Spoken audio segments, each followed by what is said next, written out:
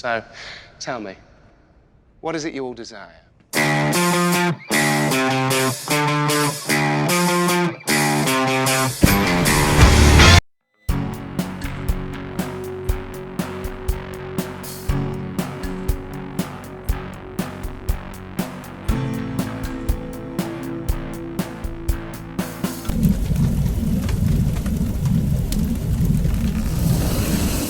Hello, everyone. I am here with the one and only Tom Ellis, who is going to be answering your questions that you posted on our Twitter page. Oh, gosh. And first and foremost, I have to say, Lucifer Season 6 ended with a bang, an emotional bang that had me and my wife in tears when we finished this. Congratulations. Job done. All right, so fans of Lucifer are probably some of the best fans you can ask for. Unlike Marvel, unlike DC, unlike Star Wars, they all love the product and they're not bashing one another. So I think that's really important to note, and that's why we wanted to do this. Oh, thanks, Scott. No, they are, like, our fans are just incredible. And there is a kind of there is a kinship amongst them, which is unique. They're not out to get each other and who knows more about what and stuff. They're just, it's bred a very supportive nature amongst people. So I'm very proud of that. Yeah, I would agree too. All right, so they asked, like, we're not going to get to all of them. I apologize. There's over 400 questions. So we're going to start off. Linda C. from Michigan. Have you ever considered doing anything behind the scenes on future projects, like writing or directing? You would be brilliant. Oh, thank you, Linda C. Yes, I am currently developing some projects from a producing point of view as well. So I don't know about directing. I'm not saying I'm definitely never doing directing, but I think that I'm much more drawn to the producing side of things, where I can bring people together, are much more talented directors than me, and grow things from the ground up. And this next question is from Beatrice S. from Guatemala. What scene from season 6 was the most heartbreaking to shoot and why? Oh, most heartbreaking to shoot and why? I think I'm just going to say all of episode 9, actually, because episode 9, which is called Goodbye Lucifer, there was some genuine moments on camera there where I was saying goodbye to people. I was literally acting in scenes for the last time with people that I'd just spent 6 years with. And so there was a lot of genuine emotion that was fueling all of that episode, basically. So, of course, you knew this question was coming. How would you feel about doing voiceover with the other original actors, writers for Lucifer, the animated series? And in those possibilities, would there be a movie as well? And that's from Hope from Quebec, Canada. And her name is Hope. Yep. Brilliant. I think that never say never. I think at the moment I'm sort of taking stock of life and seeing what the future holds and taking a step away from Lucifer. But should people come and knocking about the things that you're talking about, then I'm not going to stick my fingers in my ears. Put it that way, Hope. From Maria in Colombia, what have you learned when playing Lucifer over the years? And what about the evolution that Lucifer had in each of his seasons? What have I learned? I've learned that given the opportunity, it's a lot of fun and very satisfying to play a character that goes full evolution. So, we had a teenager when we started. I always saw Lucifer as a teenager in the first few seasons. And him sort of growing up and becoming a man, and then becoming a father, I felt that was an incredibly satisfying process as an actor, as well as just as a viewer. So I'm going to throw something out there. Okay. I really first discovered you from Miranda. Okay. And I love that. And I would love to see you take on more roles like that. Are you thinking about doing more of a romantic comedy type thing again? I mean, I've literally just finished shooting a romantic comedy for Netflix, actually. So, which is going to be out next year, called Players. It is I love rom-coms, and I grew up watching them. Like when Harry Met Sally is one of my favorite movies. I think that I've always enjoyed doing comedy, and I've always enjoyed the male-female relationship on screen. It's just something that I've always really enjoyed, and that's part of my career that I've enjoyed, working opposite actresses in that, with that dynamic going on. So for sure, I think romantic comedy is something that is in my future. Great. This question is from Kiers in France. If Lucifer from season 6 could give advice from Lucifer from season 1, what would it be? If Lucifer season could give advice to Lucifer from season 1, goodness me. Oh my gosh. Maybe don't go and investigate that murder of your friend. That's probably a good idea. There we go. Don't go and investigate Delilah's death, and then see what happens. That would have been a totally different show, wouldn't it? Oh, it totally would. A question from Sabrina in Brazil. In season 6, there were several different parallels. Which ones were your favorites? Several different parallels. Oh, I think she means like callbacks. Yes. Okay. I think that, well, I personally, for me, having my dear friend Matt Corby, who plays the motorcycle cop in the opening, who played it in the opening of the pilot, and we did a callback to that for the opening of season 6. So that's my personal favorite, because my mate got to come back and play. Another question that a lot of people have been asking, and I'm actually curious about as well, in terms of your musical talents, ever thought of doing a musical, and would you do that in a movie or on Broadway?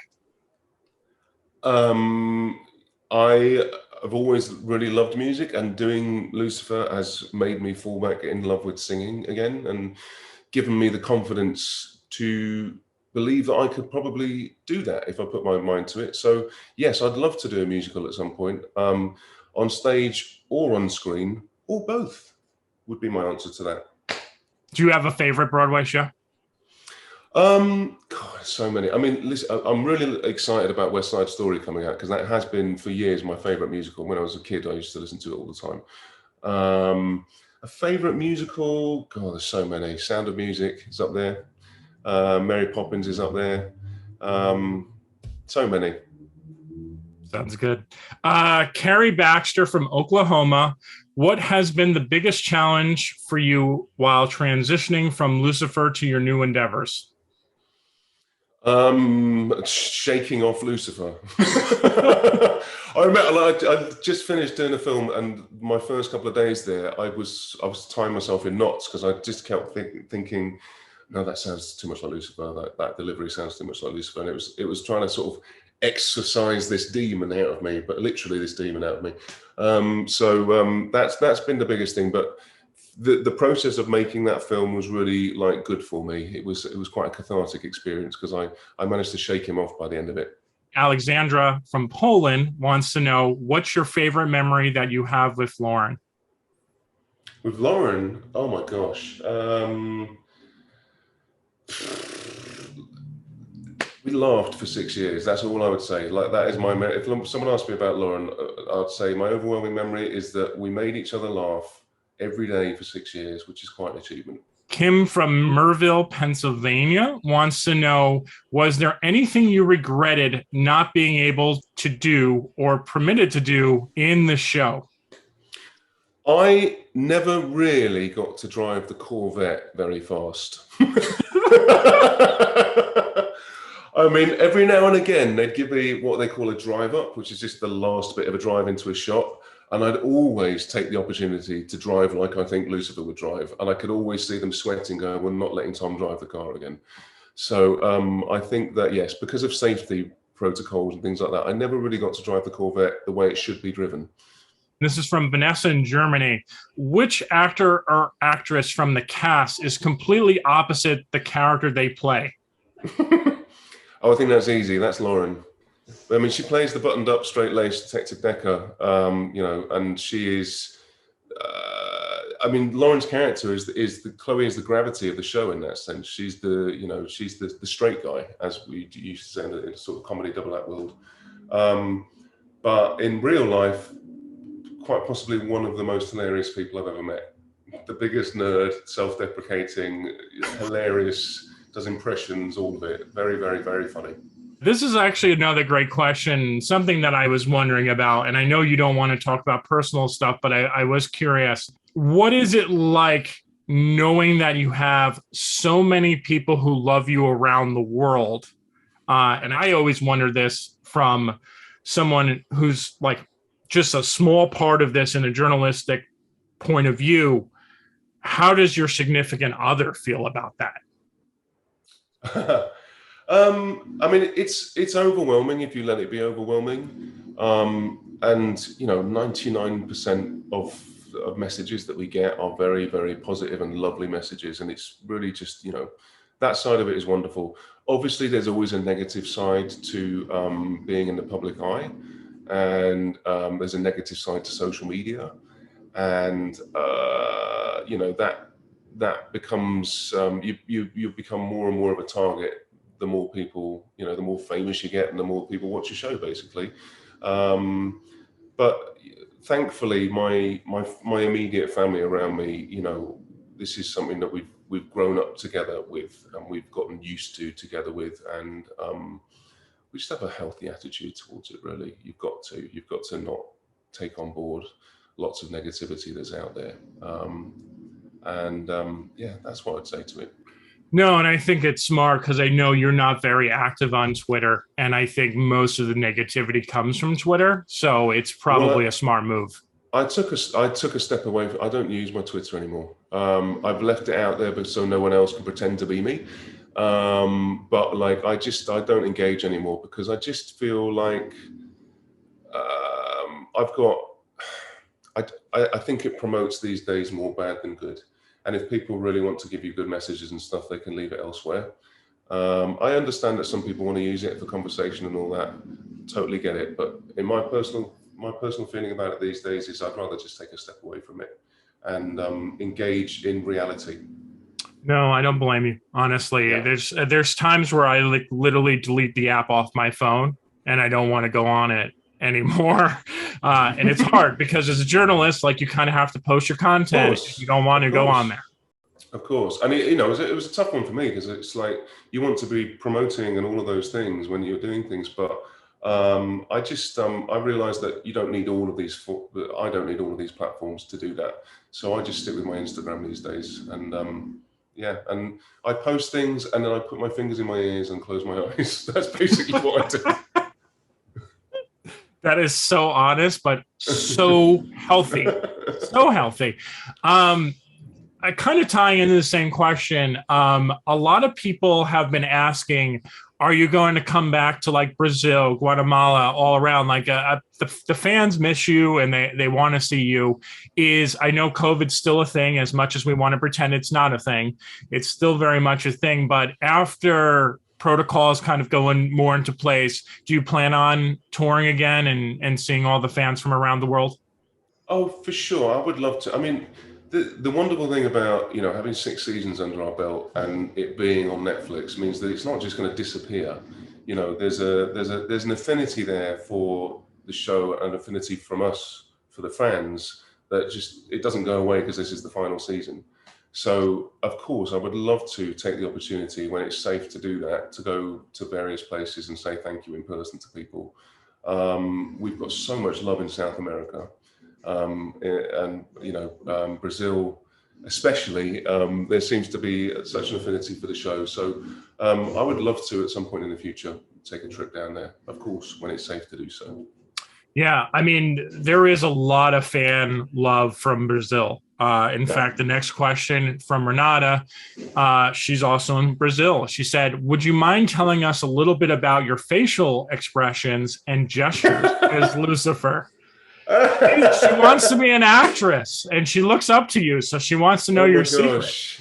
I don't know. My secret is I don't think about it. What you see is what you get. I mean, one thing I would say is that I hate watching myself. And so like, I don't watch when we're shooting, I don't watch anything unless it's for a very technical, like a stunt or something.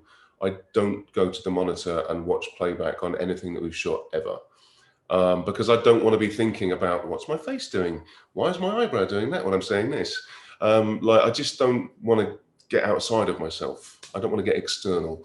So I would say I don't think about it. Think about what you're feeling, not about what you're looking like. Good advice. Definitely good advice. I know a lot of actors don't like watching themselves. I can't imagine if I was an actor watching myself on the screen.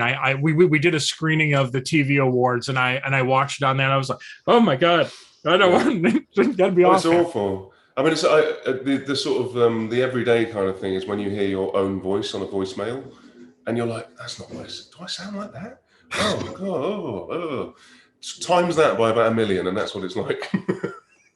There's been a couple questions about Brianna, of course, because of the fan base from Deadpool, and you got a chance to work with her on season 6. What was it like working with her? Oh, I loved her. She, I mean, but the thing, my sort of overwhelming memory of Brianna is that she's an inherently shy person.